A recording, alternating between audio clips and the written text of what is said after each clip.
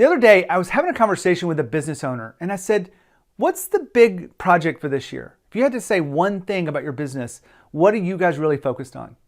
And he said, we were just talking about this the other day. We want to create a high-performing, self-managing team. Well, that is exactly what I hear over and over and over, or maybe some version of this high-performing, self-managing team. So I thought I would take a moment with you to unpack what that really is and why that's so important for your business to scale beyond where it is today, to grow, to make impact, to really create the kind of momentum that you need. All of the stuff comes from you as a leader activating those people to be high-performing people, but be self-managing at the same time. Let's take a look at those separately and really try to understand what they are. High performance means they are performing at a level beyond average. They are truly creating extraordinary work, whether it be creative, innovative, maybe it's just the volume of work that they can do, but high performance is what we're looking for. Now, not everyone's going to be high performance. Some people are going to be average, some people are going to be below average, but you want to create a place where people are playing at their best and they are really able to make an impact on the organization. And it really does help to understand what high performing is. And I'll give you an example of how you can do that a little bit later today. The other piece to this is self-managing. Self-managing is self-explanatory, but inside of an organization, it means people are making decisions and they truly are solving the problems in front of them. The best way I can say that is they feel empowered and they're taking ownership of the work. This feeling of empowerment comes from you as a leader giving them everything that they need to make decisions, to move forward, and to overcome the challenges in front of them. Doesn't mean you're not there to support them and help them, create the space to do that, give them the resources, but it means that they are empowered to the highest level. And then finally, it's this whole concept of ownership that I've talked about many, many times before. So many people on the interviews or the podcast have talked about ownership. And you want to make sure people have a feeling of ownership. That feeling of ownership is really where it starts. That moves into thinking like an owner, and that moves into acting like an owner. And so that everything that they're doing is because that's what they would do if they own the company.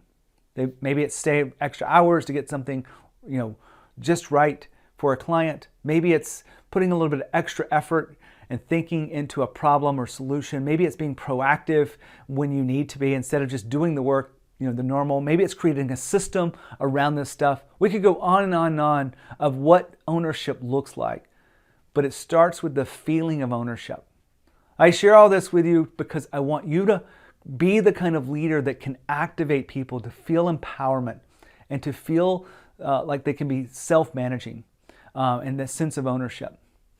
Now, I study fast growth companies. I just got off a call with about 22 founder CEOs from the Inc. 5000, all people, some of them my clients, some of them are people that are just special guests to come in and share and talk about stop being the bottleneck.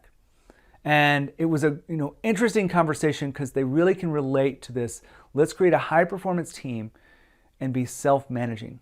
We went through a lot of the details behind that, but all of this whole video is about you being a stronger leader and about you being the kind of person that has a clear goal. What are you doing? What's your theme? What's your rally cry, if you will, for this moment? And you want to make sure that's clear. You want to make sure people understand what it is, break it down for them, and that everyone is able to align around what it takes to get there.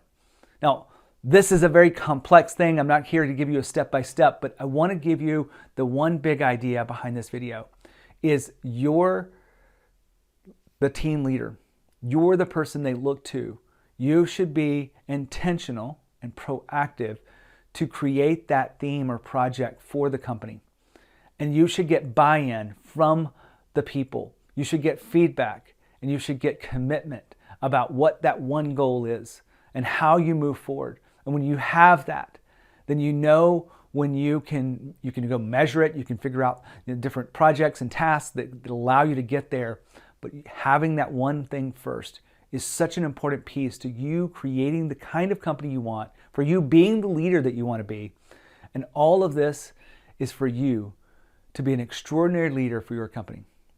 This is a behind the scenes moment of just something I share with my clients, the people I work with in my world, fast growth leaders. You don't have to be, sorry, I got choked up there. You don't have to be on the Inc. 5000 to really take this message and use it, but you do have to want to be beyond where you are today. You have to be hungry for something. And I want to create content for you. So all that being said, thanks for tuning in here to Growth Think Tank. When you think of leadership and you think of growth, think of Growth Think Tank.